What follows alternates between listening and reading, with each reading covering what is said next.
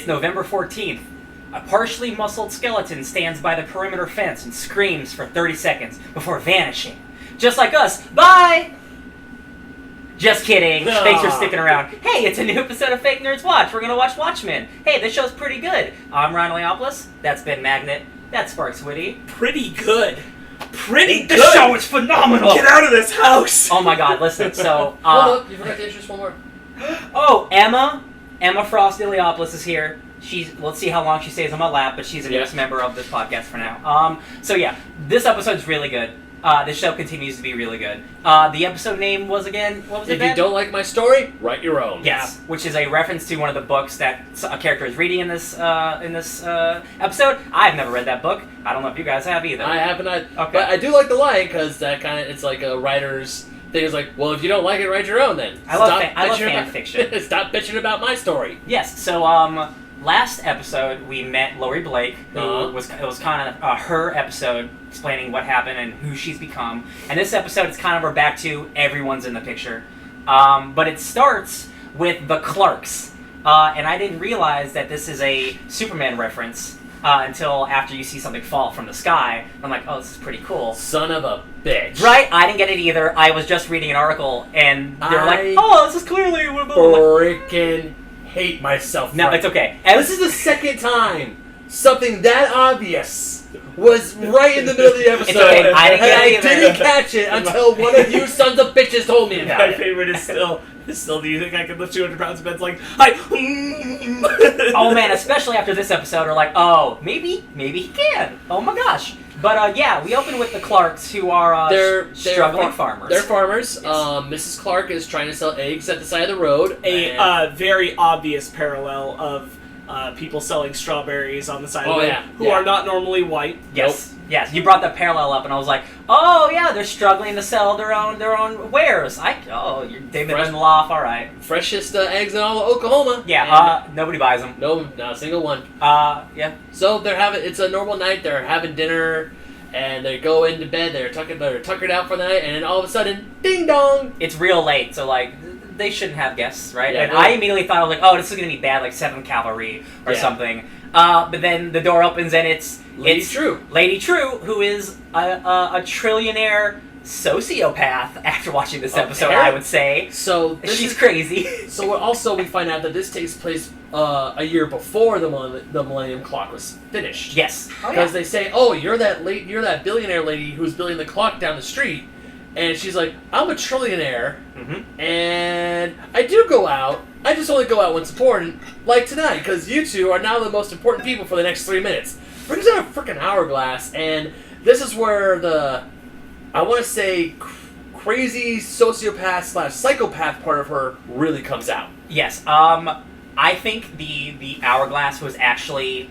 I think she carries that around with her at all times, and I think she has this thing where like she has to make a deal in a certain amount of time, or she's just like, I'm just done. This is all the time that I can muster. I'm a trillionaire. I don't have enough time for this. So you guys got 3 minutes to make your mind up. And it's kind of a gross, really crazy thing that she wants to sell them. She's like, I want your house. And I want the 40 acres of land. It's mostly the acres of land that she wants. Which, funny enough, it reminds me of that scene in Jessica Jones, season 1, where the Purple Man, played by David Tennant, goes to a house and doesn't use his mind control powers to take the house. He's like, hey, I want to buy your house. And they're like, no, is this legal? And he's like, actually it is. And pulls out like documents. It's all legal. And it's like, here's $1 million.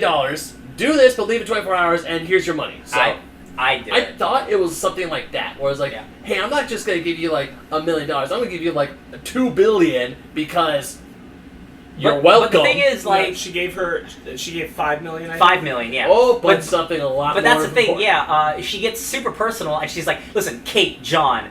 It's not about, I know you think about legacy and all this land. It's not about land. It's about blood. And you guys don't have any children, so your legacy's going to die. You can't have babies. And because she's arguing to the point of what we've already seen, which is that you're struggling. Mm-hmm. Yeah. Like, the only reason you're keeping the farm is because of its history in the family. But otherwise, you would let it go. And you don't have anybody to leave it to right now. Here's the turnaround. I will give you someone to leave it to, but you're going to leave it with me. But you can have the other kind of legacy. Yes. You can have a child. Yes. Yeah. And Kate Clark, she's immediately like under duress, and she's emotional because like her whole life she hasn't been able to have a kid, and this woman just comes up like, hey, I can make you a baby, and she's like, excuse me, this is super hard for me to deal with, so can you leave? And then what's her name? Miss Black Magic, get Black out! Magic, Like yeah. it's Lady Trieu says, Lady Trieu. You misunderstand me. I'm not going to make you a child. I already did. And this is the first time where she is clearly established as being like the new Ozymandias, because the whole thing of Watchmen the comic is like, oh, I did my big thing 35 minutes ago, and she's like, oh, I already did the thing. Like, you can't stop it. It's already happening. And I was like, oh, that's really gross. Yeah, because apparently the Clarks went to a fertility clinic that she owned. Yes. And she was able to get a hold of their egg samples and everything, and she's like, oh, so those doctors said you can't have kids? I say bullshit. And makes them a kid that's actually theirs biologically, the whole 9 yards. Yeah. And what the bullshit? And so right here, like, she was getting actually emotional, and I was kind of confused by it. But later on, there's so many things, and you brought up there's so many things of like parentage and like biological parents happening in this episode.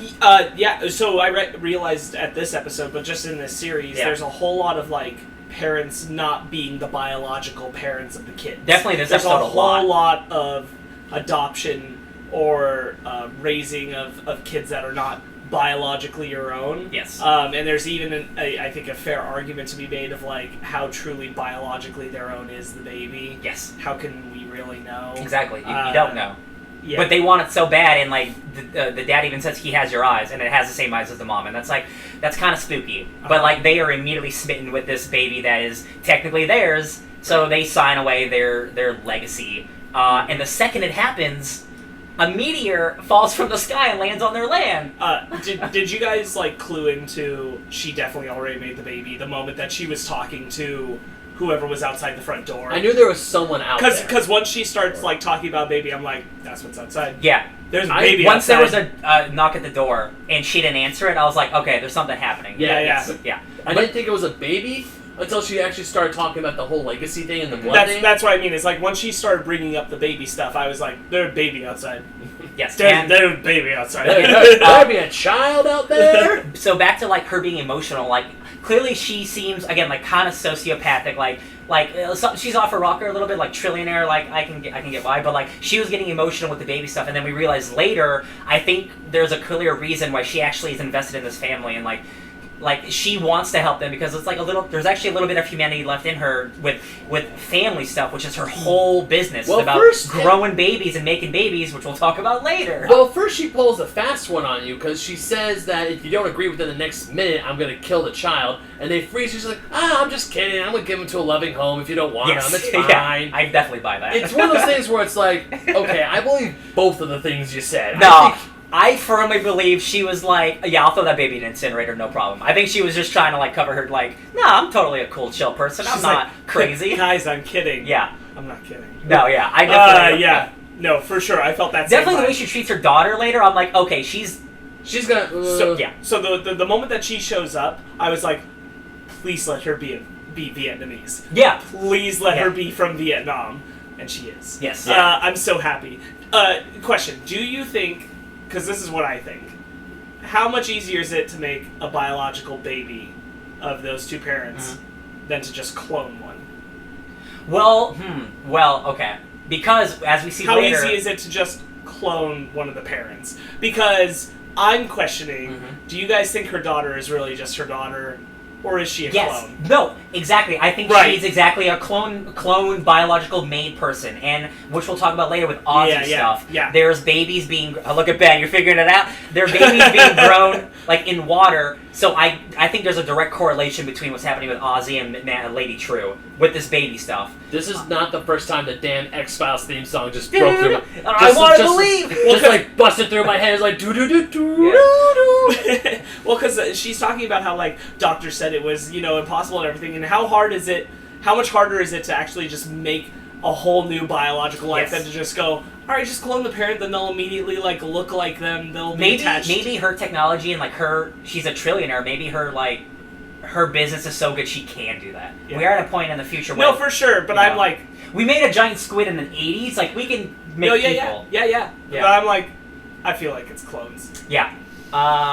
It's the focus on the eyes that it's like she has your eyes, and usually when someone says that, it's like, oh yeah, kinda. Yeah. But this was like those are like eyes. legit the same eyes, like CGI copy paste. Yeah, exactly. But yeah, like that's cool. So after this huge interaction, the meteor falls, and they're like, "What's that?" And it's like, and Lady Trieu's like, "It's mine," because 10 seconds ago I bought this property. Yeah. What do you think it is? Do you think it's something Dr. Manhattan related? Do you think it's... I want to say it's Manhattan related. Do you think it's something that we don't know yet? Because, like, we don't know her full plan? Like, she obviously knew it was going to land there or she wouldn't have bought that property. I really, really think it's Manhattan related. That was the first thing that went through my head. Yeah. But thanks to you two guys, yeah, I don't know, and I don't want to speculate because I know I'm going to be wrong in some way, shape, or form. Yes. I think it's specifically because what happens last episode and then like the truths that happen in this episode, I'm like, I don't really know anymore. Yeah, no, I'm not sure what it is. I think an interesting hypothesis would be that it's actually tied to whatever is making the squid show up from the sky, which could in theory be a piece of technology that's doing like it, a satellite or something. Right. Yeah, okay. I wouldn't be surprised if it's actually more connected to that in some fashion than to Manhattan. Yes. So moving away from Lady Trieu and the Clarks and their Superman baby, that's probably not a baby. We go on to Angela. Squid baby. We go on to Angela pulling a heist on her own family tree. Which she's cleaning her lair first. Yeah. Okay, yes, she's cleaning her lair. She's cleaning the kitchen, making sure that no trace of Will was ever there. Like she's wiping down all the fingerprints. Laurie is on her. Yeah. Dude, Laurie is so smart. Like, I bet Angela thinks she's like pulling a fast one on her, like taking all the fingerprints off. But like, Laurie knows everything about this entire town, and she's been there for one day. Like, I don't think she can really hide anything from her. Because before we go there, that's what she's doing, and then she gets the call while she's there. Hey, something else has opened up about your family. Oh, that's right. Yeah. And that's why she goes at the cultural center. And she goes to the cultural center and she's like, "Hey, somebody smashed in a window. I'm gonna check it out. If the alarm trips, it's just me. All right, bam, smash in the window." And you know what? That's a fun, good scene. Yeah. But I question why she had to do that because people don't know that Sister Night is Angela. So she could have went at 2:00 in the afternoon and just as Angela and did the same thing without breaking into the place, right? Am I not wrong? I think that let's just go under the theory of like, at this point with Laurie watching her in some fashion, that she's concerned about people having eyes on her as either because she knows Laurie knows who she is. Yes. So she's got to go and check it out when she's got the best chance of no one spotting her, like because that can tie too closely to why she was cleaning the fingerprints. And also, if she went during, I mean, because we see these in spy movies all the time. You're in people are in a mall or they're in a museum or something, and they think they're like not being watched, but of course the person who's watching them is like just on the other side of the room wearing a hat and baseball hat and sunglasses. And they're over there like, I see you. Got half a newspaper. No matter what, like if even just Angela very casually going to the cultural center at this specific moment in time is like, why right now? Okay. And that leads to questions. So she doesn't want Laurie to know that part if she can avoid it. That's why it's like, hey, here's someone broke a window. Wasn't me. Yeah. I'm gonna check it out just in case. That's a good rebuttal. Good job. All right, cool. So yeah, she goes there and she gets a message like, "Hey, we have new stuff about your family." And this is like my favorite part of this episode for no real like cool. It's just a really cool idea of you get this digital like acorn and you plant your family tree and it grows into a digital tree that you can look at your family tree like in 3D photos. That's actually pretty sweet. And I think that's such a cool idea. And it's such a good effect of like rendering the flat picture and then creating a 3D model. Image around it. Yeah, from like cool. People from the 20s. Like when the Treasury the Secretary of the Treasury, that guy who's the Henry Louis Gates Jr. That guy. Yeah, real guy. When he said, "Just let me encode your acorn," I'm like, "What?" Yeah. The second a little acorn came out, I was like, "Oh, this is cool." Yeah, I'm like, "Oh, that is." They just went full out. Okay, I can dig it. We still use beepers and we don't have cell phones, but we can make digital family trees. So they have digital models of the Ku Klux Klan in there. Oh yeah, like a little too real. It all looks like the digital dinosaurs in Jurassic World. Yeah. Walking through the exhibit. Yeah, you walk through and it's like, I'm this guy and I was a fireman in 1912, and then it's a bunch of Klansmen are like, oh boy, that's history, all right. Yeah, let's keep going. I just need to remember a note for later. Cool. And then, so Angela finds her family tree, and then like, oh, these are your great-grandparents, and she's like emotional because she's never met them. And then she sees a picture of Will, little baby Will, from the first episode back in 1921. Which is funny because the thing says the whole family died in a massacre in 1921. It sure does. Which, that ain't true, because Will lived. And we find out more information about what happened to Will from Laurie later on, right. which blew my mind, and I love it so much. Oh. But, the family tree stuff, there's a really good scene where there's, like, baby Will, and it's, like, superimposed on her face, like, fading through. And I'm like, man, that's a good effect. I love that. Yeah. And it's also funny because she says in this scene, I want you to, like, leave me alone or get out of my face. But then every time that she's, like, confronted with, like, a bad guy, he's like, make him tell me to my face. And she's, like, so conflicted about her family. I'm this is good. It's, like, she's so conflicted about, like, her entire life and what she's doing. And I'm like, I think that's a good touch. Yeah, I agree. So then she hears a big kaboom. Yep. And Laurie laughing. And so she runs outside, and off screen we heard Laurie laughing like the comedian. Uh-huh. And then we see Angela's car, which we didn't realize was Angela's car. And Laurie is like mid laugh and then turns with a gun on Angela. Instant, like she's a good cop because like half a second she's BAM, and I'm like, oh, it's just you. You're just a superhero, whatever. And then Angela goes and deactivates her car. She pulls up the secret key from under her car, turns it off. Oh, is it your car? Oh man. Did they take anything? And then she's like, nope, seems everything's here. But she sees a bottle of pills. The red pills are still there. I think they were left there on purpose. I think so, too. Yes. We know they were left there on purpose. Yes, okay, yes. I think it's just like, because like, I think Laurie sees those pills. I think that's probably not good. I don't think she saw them. No? Okay. No. Okay. I think she's suspicious in general about the whole thing, but I don't think she saw the pills. So, they were tucked pretty deep from where Laurie was standing out. No, I just love the exchange between Laurie and Angela, where she's like, yeah, it fell from the sky. What? Yeah. It fell from the sky. I don't lie. I may joke about a lot of things, Angela, but when things fall from the sky, I don't joke about those. Yeah, so last episode we all theorized, like, was this Dr. Manhattan related? Because she saw the red Mars immediately, and I was a little trepidatious because, like, that's, like, kind of like, it can't be that on the nose. And then we see this episode, it's definitely not. No. It's definitely Lady Trieu getting involved every which way, because later on we see her, like, drone things in the air, and we're like, oh, that looks kind of like an airship, maybe. Yeah. Oh, look at that. Yeah. With magnets on it, yeah. With magnets, yes. Like, yeah, that was them. Yeah. Well, it's guaranteed. Yeah. It's 100%. Yeah. 100%. So, so then Laurie needs to get her car towed, which is funny, because, like, that thing can't drive. Nope. So then where do we cut to after here? Does she go to Looking Glass? I want to say dinner. Dinner with Cal? No, not dinner. She goes back home and hangs out with Cal? Sees the kids, She goes to the kids' bed, yeah. Yes. And then she goes to Topher's room, who has a bunk bed, and Topher's like, hey. Oh, right, yeah. So, like, the parents' bedroom... The girls fell asleep with Cal. Yeah, so the parents' bedroom is full up, because Angela got home real late, so she hangs out with Topher in his room, which is a cute scene. Yeah. Topher's like, were you scared when all the explosions and gunshots were happening? And she's like, yeah, I'm still kind of scared. And he gives her a little teddy bear, a little stuffed animal, and I'm like, oh, that's so cute. I love it. He's not a psychopath. It's really nice to see.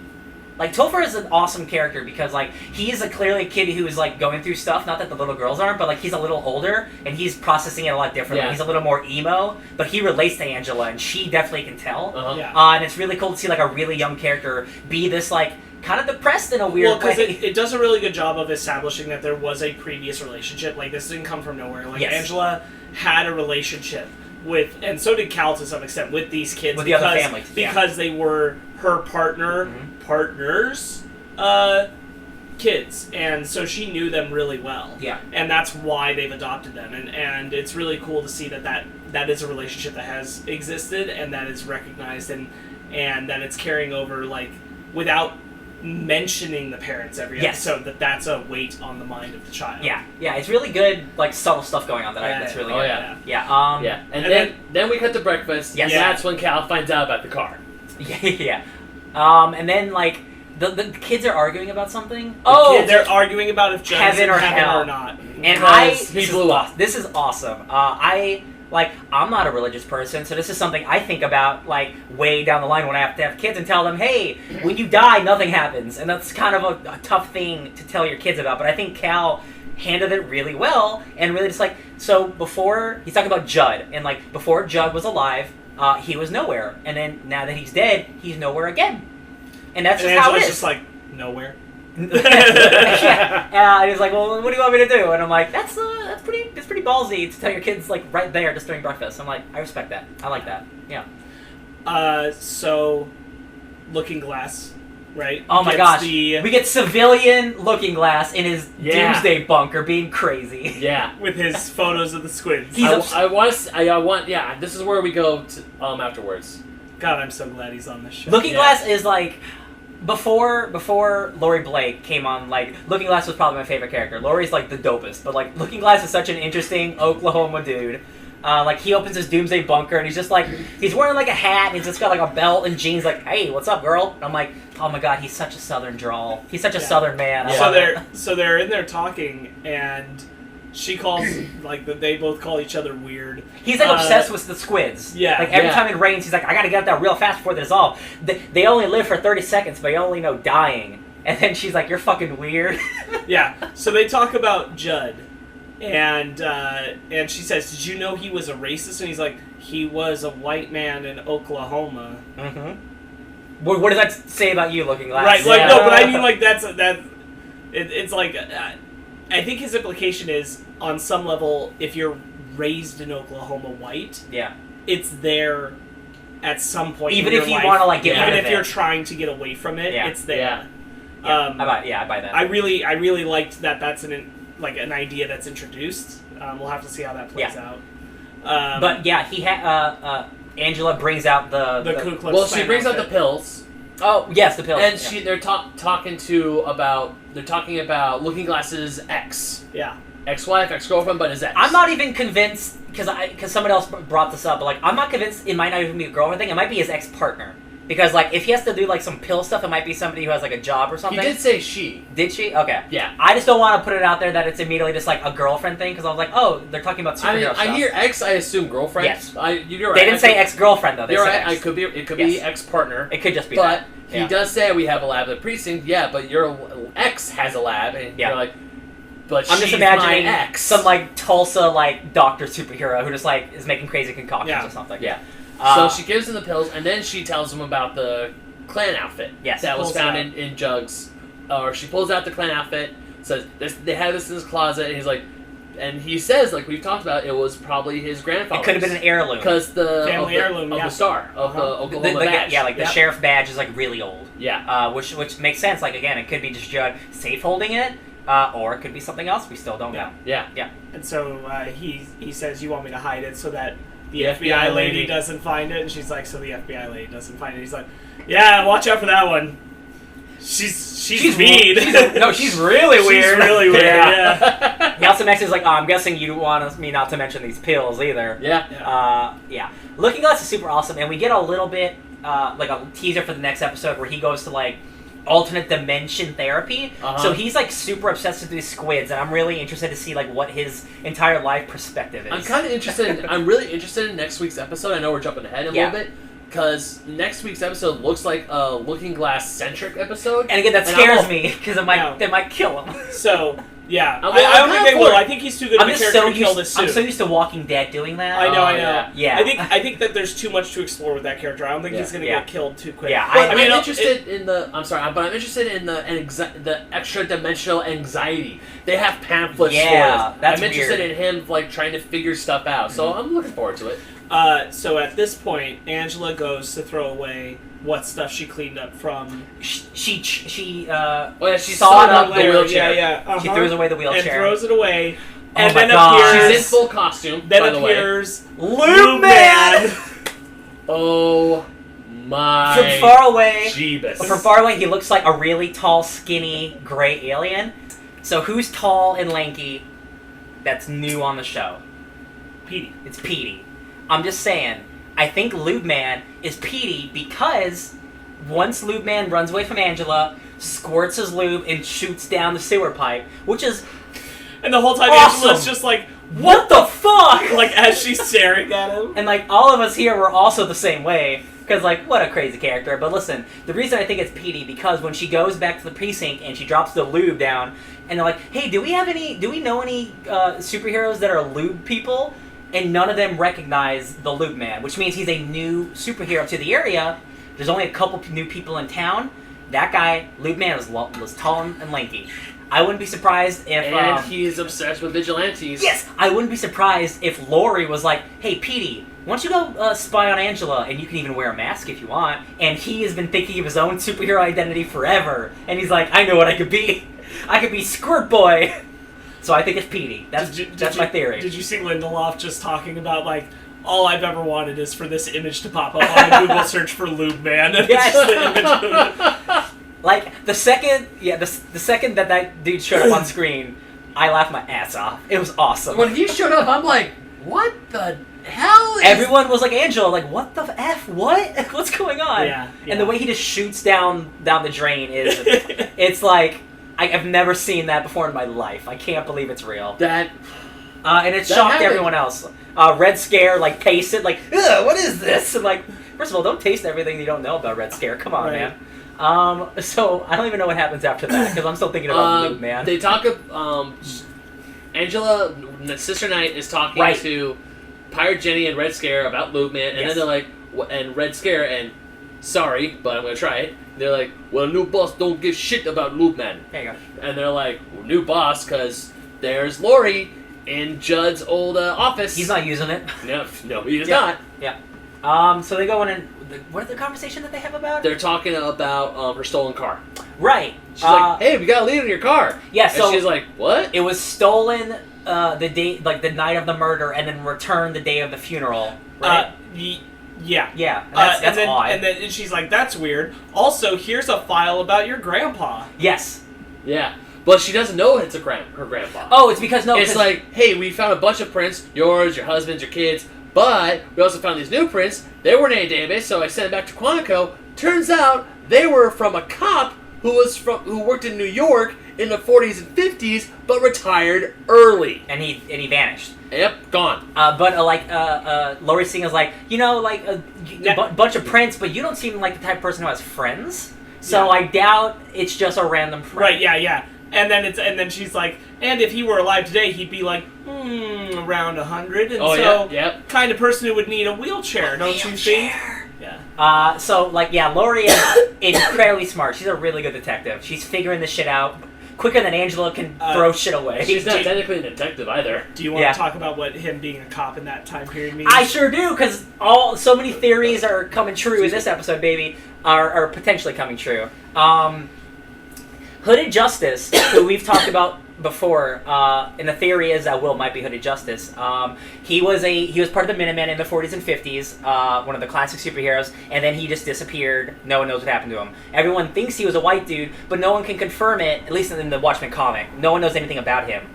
Bring up this information with Laurie, and Will Reeves, he was a cop in the 40s and 50s in New York and disappeared.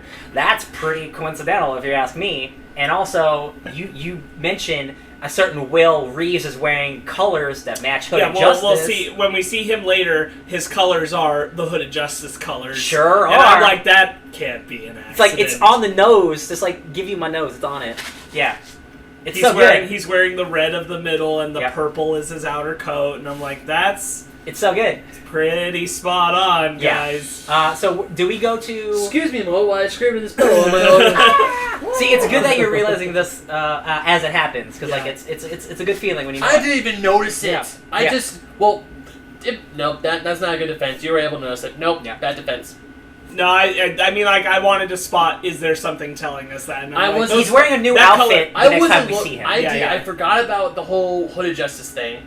And I wasn't really looking at his outfit at the end of the episode. Yeah. So, the thing I was going to bring up is that this made me realize, us knowing that we were going to be talking about that, I thought we were going to see more of the American Hero story by now. Oh, yeah. I'm surprised we haven't. I'm not upset about it. I'm just surprised. We do hear about it. Oh, yeah. But I thought we were going to be, like I said, I thought that was going to be like Black Freighter. Yeah. And once it started, we were going to see it constantly. Funny enough, I think, weirdly, Ozzy is the Black Freighter. in this scenario, because it's the one we keep cutting to. That's not I know. tied to it. I mean, like, that's kind of thematically it doesn't make sense because Black Freighter is like its own thing where Ozzy is tied to the story. Yeah. But there isn't another like section that's away from the main story. No, I know what you're saying. Yeah. I don't think there is a consistent actual Black Freighter, and that's fine. Yeah. I get what you're saying, but like that's only I think true in the sense of like cutting Lady away, Trieu. but not really accurate in the sense of like we know for a fact that it is a converging storyline, not a parallel storyline. Yes. It absolutely takes place in the past because Lindelof has confirmed this amongst other things. So after the conversation with Laurie? Angela and Laurie, Yes. Petey shows up. And again, I watched this like breakdown video, which I'm getting a lot of my like cool theories from the internet that bring it together. But when Petey walks in, he looks a little like shaken up, and he like almost walks out before walking in again. Which I think he sees Angela there, and he worries that Angela might know it's him, but she doesn't. So he's like okay about it. And Lube Man is Petey. Hashtag it. I'm believing it. I believe it. Hashtag Petey is Lube Man. But what is Petey going there for again? He goes and whispers something to Laurie, and Laurie says, "Oh, good news! We have a new lead on your car." That's right. So yeah, which then cuts to them in the car. Yes, they're gonna go visit Lady Trieu because the only person capable of lifting heavy objects with a magnet is Lady Trieu, because the airship that the police had was destroyed or is broken from the first episode. Yeah, and didn't have a big magnet. Didn't have a big magnet. Yes, but also the ships that she has do. Yes, we see the Millennium Clock being built with these drones and stuff. But there's a really awkward scene between Laurie and Petey and Angela. It's super funny because Angela, who became a superhero, a vigilante, doesn't know the history of vigilantes because she's sitting next to one of the most famous people in the world. Yeah. And I think that's pretty funny. I don't think she really knows that she was Silk Spectre, though. No, she doesn't. That's what I mean. Yeah. Like, she's just like, she doesn't care. Deep down, I don't think Angela sees herself as a vigilante. I think she sees herself as a cop. Yeah. Like, I think that's why the question Laurie asked her is so important, which is, like, what's the difference between a vigilante and a cop in a mask? Oh, yeah. You know, I don't know. There isn't one. And she's like, neither do I. Yeah. But I love the whole... So, why being a nun? Were you, like, abused by nuns? Did nuns take nun away? It was funny because I literally brought up to Ryan. I'm like, I want to know why she's like that because she doesn't seem and then like 10 minutes later, it's very because I kind of want to know too. I think we'll find out. I'm sure like in Vietnam, like she was raised by nuns or something similar. Maybe. Like but yeah, Angela doesn't know who Laurie is. Because Laurie's like, oh, you know what? I used to be a costume vigilante, and Angela's like, say what? And Laurie's like, hey, Petey, tell her my trauma, and tell her my past. And Petey's like, what? I just love how he's like, what? And he begins to tell Angela about how Laurie's parents were the original Silk Spectre and comedian from the Minutemen. Wait, like that Angela... TV show? First of all, that show is trash. Yeah. Real quick, Peteypedia, guys. If you go to Peteypedia. This is some really funny shit.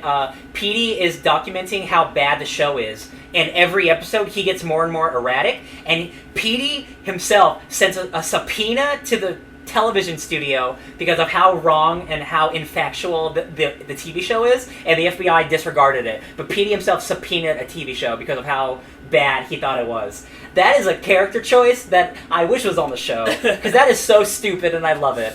Petey really loves superheroes.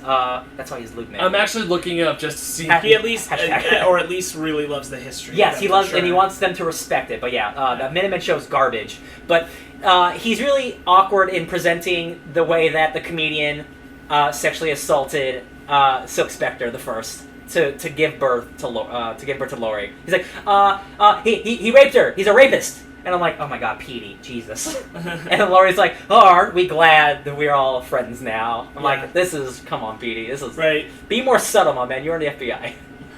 Oh my god, they're actually... Oh, it's a lot. You can't read it all, Ben. It's a lot. I'm trying to find him being mad at the thing. But you gotta read a whole bunch of it. I can't find it, so I'll do it later. They put real... Guys, Peteypedia. Go to Peteypedia. There's a lot of cool info. They really put their work into it. It's but in really case cool. you can't spell, because it's Peteypedia. Yeah, you can figure it out. So just Pedia. Yeah. Yes. Wikipedia, Booberty. Yeah. So they get to Lady Trieu's place. You see drones everywhere. They go up to the top floor. And Laurie immediately starts interrogating this poor worker. This lady's doing drone work, and Laura's like, "Hey, how many you got in the field? How far is the range? Can it pick up this much weight? And Where's your records? Where's your records? Can I see everyone who could work this?" And she's just like, I have some work here, lady. And she's like, what? And then sweet little Beon, is that her name, Beon? I want to say yes. Beon, yeah, Lady Trieu's daughter, who he keeps showing up. She's like, "Hey guys, I can help you out. I got everything you need. My mom wants to talk to you in our vivarium. Vivarium, yeah. Vivarium? That's a cool word. Yeah. At least I think it's a vivarium. Yeah, I could be wrong. It was a word that I wasn't used to. It's not like an aquarium. It's a hot room. Right. It's a hot box. It's kind of like a biodome, essentially. Yeah, biodome. Only the ladies, no Pete. Yeah. So Bien invites them for tea, and Petey's like, "Oh, I'll just wait in the car because I can't go." And then Bien immediately starts going to like crazy talk and like, "Oh, you know, the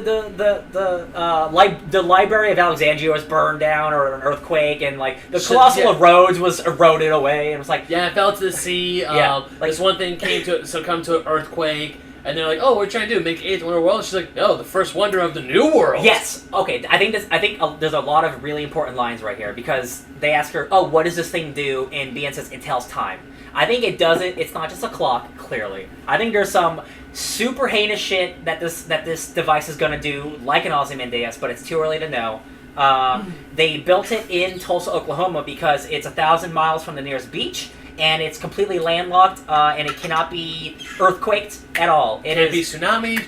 Can't be stored. It's not a tornado can go right over it. It'll be fine. Meaning nothing can destroy this thing unless a nuke does it. Yep. Which makes me think, oh, this is a bad thing. Right. What they're doing is a bad idea. But Bien brings him to the mama, and mama's in this hot box. Like, "Hi, oh, Agent Blake, thank you for coming to my hot box." Lady Trieu always, by the way, looking like she walked out of a Star Trek episode. Yes. Just saying. She's got the gloves on. She's all decked out in white. It's like, you look like a supervillain. Yeah, she's always covered in gloves. Like, she looks like a supervillain. Yeah, and like she always has a little bit of crazy eye going on. Which, you know, she grew up in Vietnam, and stuff happens with Beyond later, which means like, oh, she went through some shit, so like she's got some trauma. Yeah, but she's always got the crazy eye. Although I do like how when her mom died, she promised not to leave Vietnam. Yes. But this little hot box that she has, Vivarium, yeah, is from Vietnam. So yeah, it's just like a bunch of plans from Vietnam. It's like, oh, it's like I brought Vietnam home to me. She's like, haha, loophole. Take Even that. though I'm in Tulsa, Oklahoma. It's like, you know, whatever. It's right.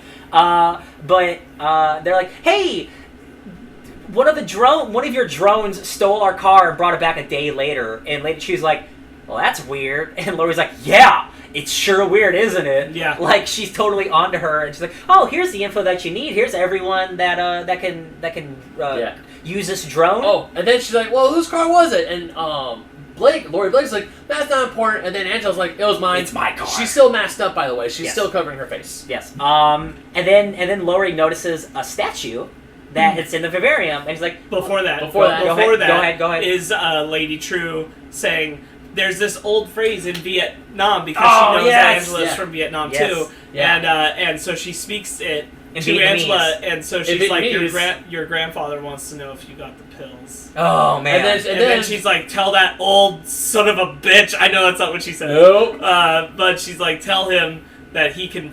Like, come find out himself. He can ask me himself. Yeah. And then, of course, she was like, funny. I never heard that one. Yeah, it's beautiful. Yeah. And then that's when Laurie goes, "Is that Adrian Veidt?" Mm-hmm. And they're like, "Oh, yes. Well, after he sold me his company, or before he disappeared." She's like, "Why does he look old?" Because he is old.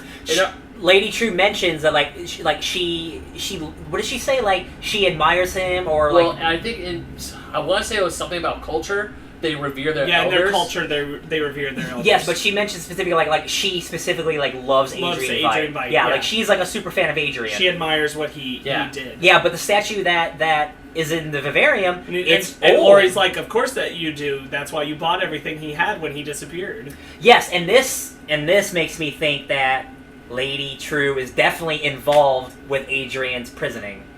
Because she loves him a lot, or like she admires him a whole bunch. She bought his company the second he disappeared. I think that she admires what he did, like 35 years ago, or like 30 years ago, or whatever. Like I think she's gonna do something similar. Is what I think this is leading to. I think she's gonna do a weird extinction level event that will save the world, but the world doesn't seem doesn't seem to be needing saving. You know what I mean? There's no thread. I don't know what. So be someone who lived in Vietnam when the Yes. United States took it over. Okay. Yeah. And now live in this world where black people Yes. are getting repaid for the things done to them. Mm-hmm. What are the Vietnamese getting repaid for what was done to them? Yeah. Okay. Like, They're the 51st state. Mostly white Americans. Yeah. Like where are their reparations? I'm just wondering what her super big clock in Oklahoma is gonna do, because it's definitely kill the white people. I guess who's the Will guy in on this who's also on board. You're right. White people suck. Is that okay?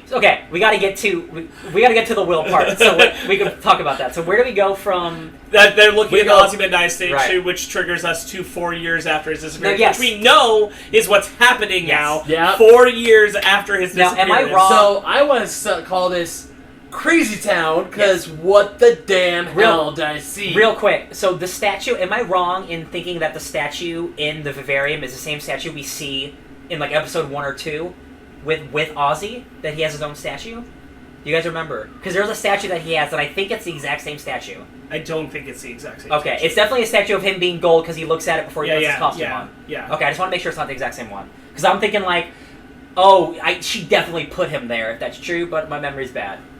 I don't think so. Okay. But, I don't think so. Okay, so never mind. Either. Yeah, I think when we saw that other one, he was young.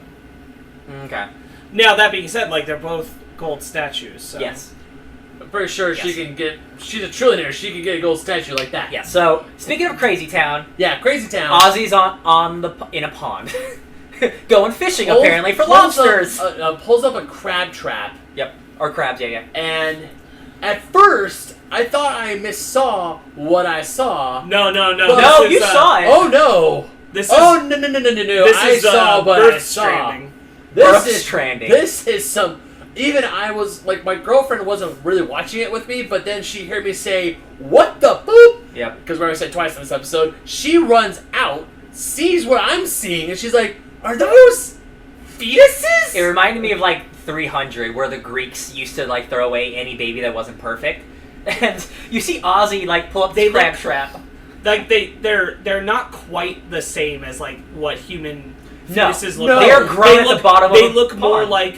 but I mean, in conceptual design, they look more like the human version of chicken embryos. The head is oversized. Yeah. And the way the body curves. Yeah, embryo. It's much more like chicken embryo looking than what you normally see lab grown. And here's the thing. EKG. Mm-hmm. He pulls out, he has 4 or 5 of them in this crab trap, pulls some of them out and goes, "Nah." He's chucking them. Chucks them back into the water. God. Keeps 2. They're kind of going, "Meh, Yeah. meh." Little aqua babies. Puts them in a weird ass machine, turns it on. A microwave. He microwaves the He babies. microwaves them, but not the way that you're thinking.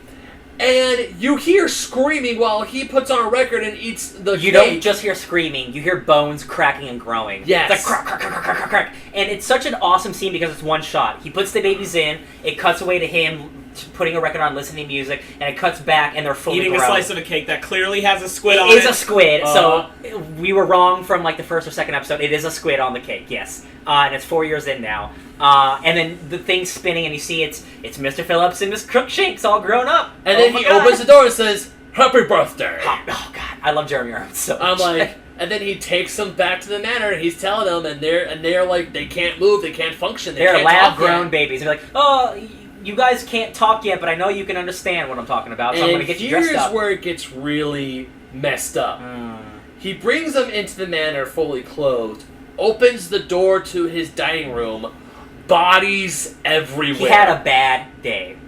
He said I had a really bad night. he had one bad night, and there's 24 dead clones. Yes. And of course, they serve him. They're not going to stop him. And a cake with 4 candles on it. And very specifically, there's Mr. Phillips and Crookshanks, and most of them are in their usual suits and maid outfits and everything. However, one is in the outfit of the games warden. He's hunched over a chair with a knife in his back, I think. Yeah, he's definitely the games warden, which is another theory everyone was like, is that just another Mr. Phillips? And I think, yes, it is a Mr. Phillips. I just realized something. So we were thinking that the anniversary was the anniversary of him like saving the world, right? Yes. It's the anniversary of him getting imprisoned in it. I think so. Yes. Yes. Because he says, "Before, yeah, I'm going to do a bad Jeremy Irons impression. Forgive me." Why can't the date be both? It could be. Oh both. yeah, it could be It could both. be both. Yeah. Shit, you're right. Well, you're still not wrong though. Yeah, no. Yeah. Because he talks to the new Mr. Phillips, the new Mrs. Crookshanks. He's like, "Through your broken, mangled bodies, I will get out of this prison. When I first arrived here, I thought it was a paradise, but it's nothing but a hell prison." Yeah. Which again, it's like he was like kidnapped or he was taken somewhere. Maybe not even against his will because he thought it was a paradise at first, right? So I definitely don't think it's Dr. Manhattan. I definitely think it's a Lady Trieu thing, but I think his awareness of how he got there might be a little fuzzy, and like he just thinks of it a certain way. But like this is a prison. He was brought here so Lady Trieu can take over his company and do her crazy Ozymandias Part 2. But I still love that we don't know where he is. Yeah. Because after he launches them by a catapult I through think the I know sky, where he is. They just disappear into the clouds. Yes, it's literally like they fade away like instantly, like there's a barrier, and there's a great cutaway shot of him like catapulting dead bodies, and he's like, it's excellent, and Jeremy Irons is just eating the scenery up. It's so fun, and he's like, I'm gonna get out of here, and it does a zoom, it does like a cut shot to the moon. Yeah. The clouds turn into the clouds moon. turn to the moon, and then it's this entire show has great transitions. You're right. Every episode, and this one it turns into the moon, and it zooms out, and it's a scene with Angela in the moon. I think he's like on the dark side of the moon, and it's a place that Lady Trieu made on the moon. 100%. Because remember, Mr. Phillips was in space. He wouldn't have gotten frozen if he wasn't in space. You're absolutely right. I think he is on a and moon base. And he didn't have to go very far to hit space. No, I think he is straight up on the moon in a biodome. 100% a biodome. Oh, well, someone start playing Pink Floyd right now. Yes. Guys, would you like to know a fun fact about filming this? I love fun facts. Yes, please. Because they needed a very specific time of year in order to film everything with Jeremy Irons where he was, they had to move on it so fast that Jeremy Irons scenes, every single one of them in this location, had to be filmed before everything else in the season. So they had to just make sure all his stuff was iron tight. And that makes sense. And they had to film it first and like right away. So the scenery. So everything that's in this location, they had to like nail out real fast. So really quick question: did you mean to put that pun in there? Which one? Iron tight. Jeremy Irons! Good one though. It's the beasties! I was about to say, if you put that in there, I caught it. But yeah. Alright, so yeah, the beautiful moonshot transitions us to where? Where is it? Oh, you got it, baby. Oh, I just watched it. It's not back to Lady Trieu already, right? No, No. I want to say. You just said it was. It's not Angela watching the moon, right? It's, I thought it was, but isn't it Bien having the nightmare? Yes, I think you're right. Yes. No, because she has a scene. Angela, has a scene with her husband. Because on the car ride over to Lady Trieu's, Laurie tells her like, "Hey, your husband's really nice." So she goes back inside the house, sees Cal reading a book. That's right. And asks him. She spoils the ending of a book for him that he was reading. She's trying to start a fight with him, and Cal's such a sweet dude. He's not having any of it. Yeah, and he's like, the FBI. She's like, when were you gonna tell me the FBI lady came over? The FBI came over and had a talk with me today. Yeah. And there's this conversation of like what he didn't say. So she's like, "You lied to her." I was like, "Yeah, of course I lied." But the thing is, Cal is an awesome guy, and he hates lying. So, like, the fact that he had to lie for his wife really upsets him. Yeah. Because, like, he's an honest, like, dude. Like, and I think that's a weird, awesome character trait. Like, he was so sweet, and he's like, Angela's like, "So you lied?" And he's like, "Yeah, I lied." And, like, that's enough for Angela She's like, to "You go, hate lying." And he's like, I do. I hate lying. Yeah, and that's enough for Angela to go, like, "Oh, man, I really messed up." But also, I like how he opens up. Is like, "I told her that the night Joe was killed, we were having sex in the closet. Mm-hmm. Someone called. You answered. I couldn't recognize it. You left. You came back. Told me your great-grandfather came and killed someone. Yeah. I'm gonna go to that closet." Oh yeah. So then, of course, it's like, and then she's like, "You lied. I did. You hate. I do. Cool. I'm gonna meet you in the closet." Wink, wink, nudge, nudge. Meet you in the closet. And he's like, "Damn, triple light off." They go to bang. So yeah. Beyond, sweet little Beyond. Now this is where I believe we get the Beyond's night. Yeah, so cut to the millennium clock where they live. and Beyond wakes up from a nightmare, hooked up to an IV. She was sleeping with an IV. Yeah. I think that's important. She's a little clone baby. Definitely. And she goes to her mama, who, again, looked like she has been up for 97 hours. She's sitting in a chair all weird and awkward and oh, hey, baby, what's up? Still with gloves on. Still with gloves on, yes. And Beyond's like, Mom, I had a nightmare. What was the nightmare about? Oh, I'm walking, soldiers are walking me through a field and, my feet are bloody and my feet really hurt. And they still hurt. And they still hurt. And Lady Trieu's like, good. I'm like, what?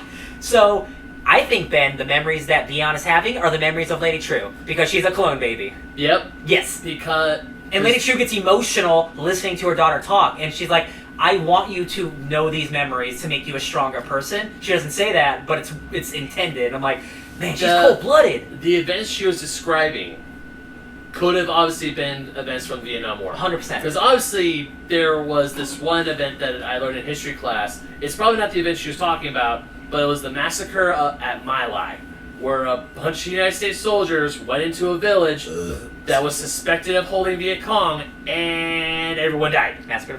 It was, it's a very big black mark on the record of the United States military. Yeah. I think, going with the theory that she is a clone, I think Lady Trieu is prepared to, die and go down with the ship of whatever she's planning, and then have her clone daughter do exactly the same shit as her. Basically, I die, I live again. Oh my god, totally. Because when I die, I really go nowhere, but not this way. Yeah. So, the Rick and Morty Phoenix protocol?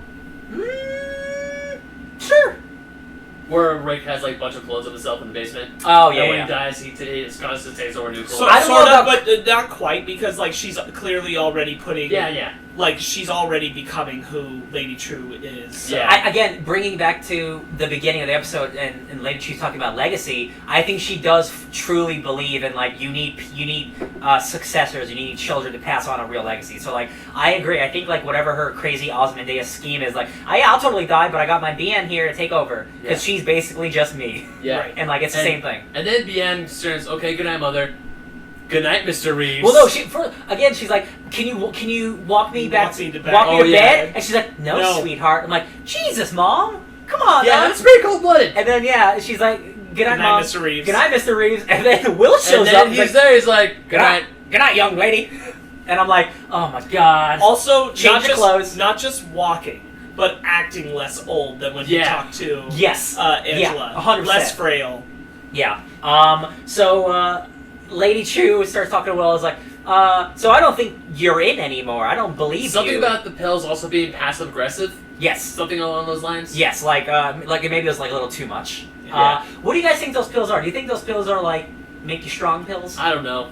Because I do think now that we see Will stand up, I definitely think he did string up, police chief. Yep. I definitely think that. Yep. I definitely think those pills might be something that enhances your strength or something.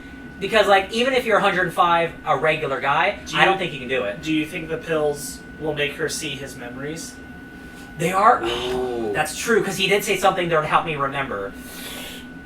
I don't know. Ooh, that's actually a better point. I don't know. Do you think a 105-year-old regular guy could string up a 200-pound man? I really want to know what those pills do. If he was a superhero. Why would he give her pills to make her strong when what he wants her to do is understand? That's true, yes. I actually don't know. I didn't even think about it. That's a good point. Why would the pills get brought up at the exact same time that we're seeing Bien talking about having memories? It's true. And, he left them there purposely. Yeah. You're right. Look at that. Things happening here on the Fake Nerds Watch. Oh, man. Okay. So, yeah. But I also, what I love is that he just gets up, no problem, walks around and says, in 3 days, my granddaughter's going to know what I did. And she's going to hate me. She's going to hate me for it. But I am ready to be it. I am in. And then he looks up at the moon and says, tick-tock. So, tick-tock. I think he might be right about white people are awful. We're probably going to kill all of them. Because after he says TikTok, I think they somehow influence the 7th Cavalry to come back. Right. I think the 7th Cavalry coming back is their plan to maybe make white people look bad, maybe? And then it's we gotta take them out or something? Again, it's too early to tell, but man, building a giant clock in the middle of Oklahoma is really weird, guys.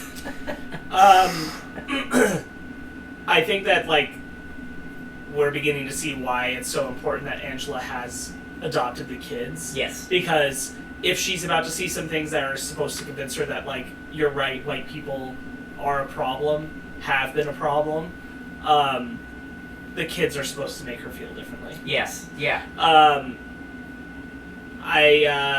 Oh no, I had a good thought. No? It's gone. That's okay. No. It'll come back. Real quick, while you think about your thought, let me talk about Metal Gear Solid real quick. 'Cause this is a perfect transition, baby. MGS5, The Phantom Pain, has a villain called Skullface, and he was a child who his village was raided by foreign soldiers multiple times. So his family died, and he was transported to villages over decades, learning different languages all the time. And his whole thing was like, I'm tired of these foreign invaders coming to our world. I'm going to create a virus that targets a specific language. So the villain of MGS5, his goal is to eradicate people who speak English. Which is a bonkers, incredible, cool idea I've never seen in a video game before, or in any property. So his whole thing is, it's a virus that attacks anyone who speaks English. So I'm like, it reminds me of that. It's like, this whole subsection of people, whether they're good or bad, they just need to be taken out for the betterment of humanity. And I'm still not convinced that that is it yet, but I don't know what else it could be, because Oklahoma is such a good spot to have this idea for. But I'm like, what could be such a radical idea? There was that, in the Watchmen Weeks to Come after episode 1, there was Lady Trieu saying that she is trying to... Oklahoma is the perfect spot to try this thing that she is trying. Yeah. So, obviously, she's there for a reason. Oh, you know what? So, maybe it's not so much... it's going to be a global thing. Maybe it is like the Millennial Clock is going to do something just in Oklahoma. Yeah. And there are it's more white people in Oklahoma. Yeah. It's a testing ground. Yeah. Oh, that's awful. I mean... Yeah, I feel like just the way this show has been, I'm like, I can't see how it's not an attack on white people. Oh yeah, 100%. Because like it's Will and Lady Trieu together, and what's their commonality? White people fucked us up. Oh yeah, that's a good point. They messed up our lives. Both of them, yeah. Yeah. Oh my god, that would be... If the villain's plot is to kill white people, that's gonna... Okay, so this show's already getting beat up. This show's already getting lambasted by a bunch of white assholes. Excuse me. I watched a couple videos on YouTube about... Because I wanted to see what their takes were. And it's how these white people don't like Watchmen. And every video that I watched, I'm not joking, everyone said, as a white man, this is how I feel. And I'm like, F this. And they're all bad. And I'm like, maybe we all deserve to die. I don't know. It's pretty bad. Were they saying, as a white man, I'm uncomfortable with yes! white people killing Yes, and I'm like, people? wow, racism? That's so crazy, guys. Okay, cool. Be uncomfortable with it, but then do better about it. Yes, don't be your ancestors. I realize because, like... Idiots. Sorry, I know. I understand after, like, the first episode, like, maybe feeling a certain way, like, oh, this is too much. But after watching the show a lot more, I'm like, give me a break.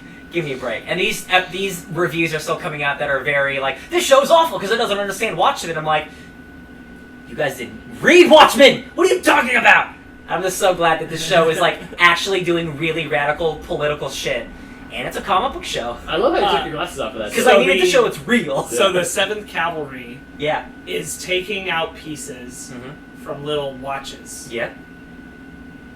They're building a big clock.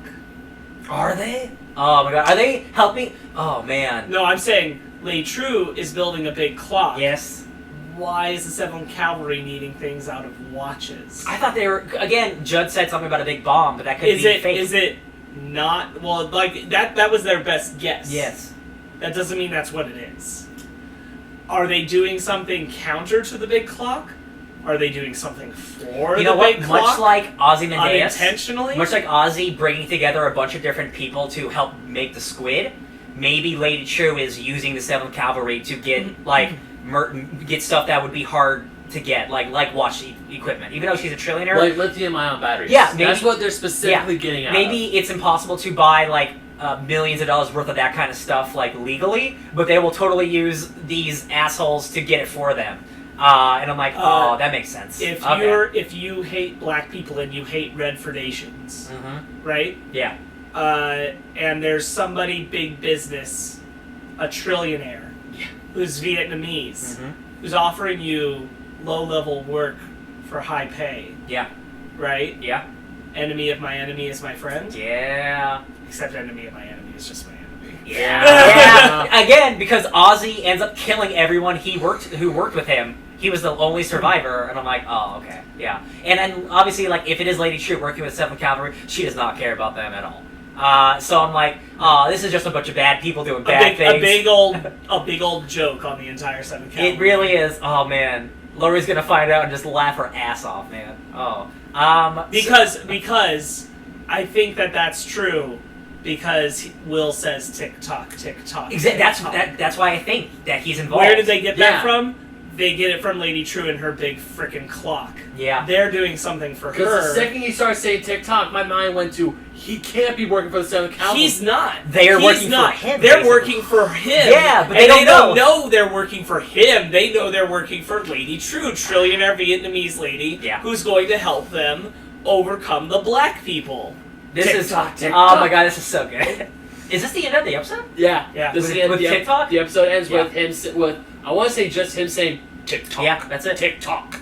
I think when Will stood up, I was like, he's bigger than I thought he was. Yeah, like, he looked very frail in episode 1. In episode 4, he's like, I got something. I definitely can see 65 years ago you were a badass superhero. I could believe this now that you're standing up and you look like 6 foot. I can believe it. Yeah, all right. Oh my god. So yeah, we see previews for the next episode again, which is Looking Glass. Looking Glass, like talking to Laurie, like, you know my name's Looking Glass. You don't have to keep calling me Mirror Boy. She calls him Mirror Face. Mirror Face, yeah. Oh man, there's a scene in last episode that we didn't talk about where like she's doing her makeup in his mask. Oh yeah. Like, if you're gonna put a mirror in your face, you should be used to people using it. I'm like, oh, that poor. But that's like, it's not even that necessarily that aggressive because Judd did the same thing. With this tie, yeah. I just I love Looking Glass. It's just so how much does he respect the person doing it, kind of thing. Yeah. So next episode, Looking Glass is going to a crazy dimension therapy because like after the squid happened, I guess people started going crazy. Yeah. Are we gonna be attacked from another dimension at all? And again, because in the comic it happened in New York City alone. So I'm like, why would random people in Tulsa be experiencing this unless those squid attacks, like the rain, actually cause like some psychological effect maybe that we don't know about yet? You think so? Maybe. Because if it's just raining random squids, like that doesn't actually impact you, right? I'll be honest, I haven't given a lot of thought to the squid stuff. I've thought far more about like the like what is Lady Trieu doing, all that kind of end of things a lot more. But I mean, obviously, it's super important to Looking Glass because he spends his days running around doing like a blacklight photography. What is it? Black mirror? Dark room. Thank you. Dark room photography, which is still a cool thing in 2019. I love it. Well, they don't have digital cameras, so yeah, it's true. Kind of gotta go with what you got. So I think that wraps up this episode. Yeah. Of Fake Nerds Watch. I think this was a grand old time. I really hope we see more of Lube Man, because what the farts is going on with Lube Man? What a character. We did see a little bit of Red Scare and Pirate Jenny. I want more Pirate Jenny, because I want to see if she's actually good at being a superhero. Because we have not seen her do jack shit yet. And I just want to know, like, are you a pirate? Do you got, like, a hook hand that we don't know about? Are you really drunk all the time? I don't know. Any other thoughts, guys? No. No? I'm tapped out. I'm tapped out? All right. Yeah. Simpsons tapped out.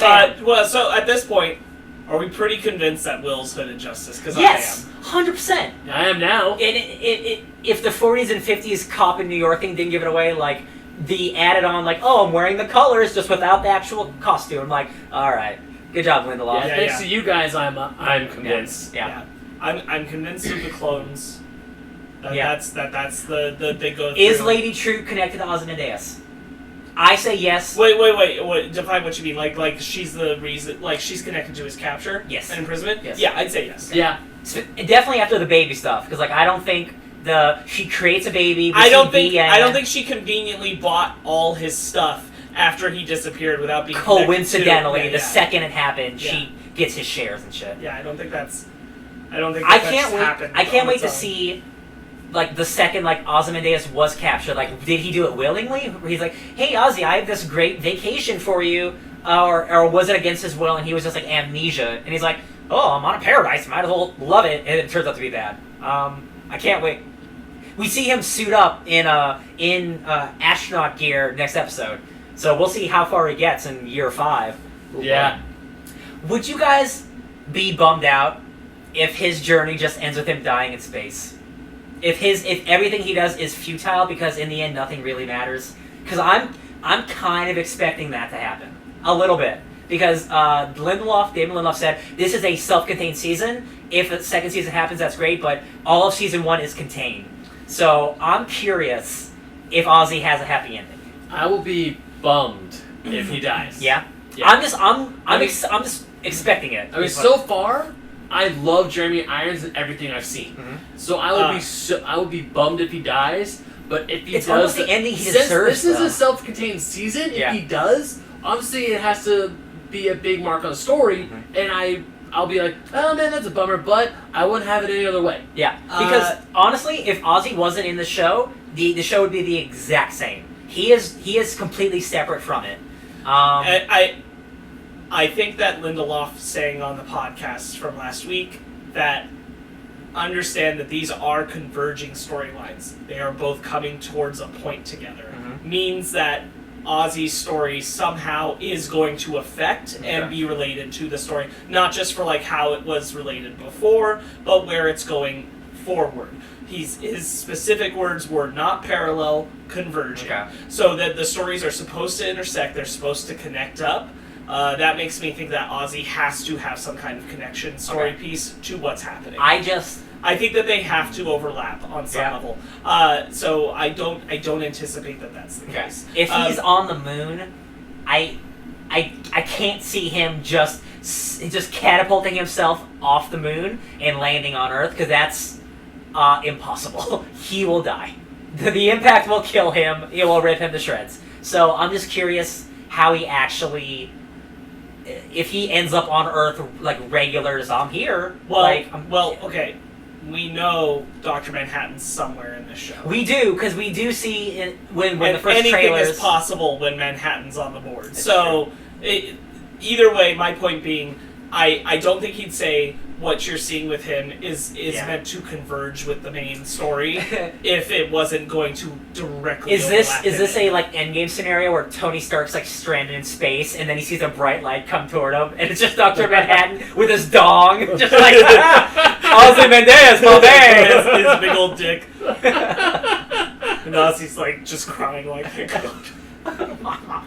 okay, so there was real quick. It's the bee's knees.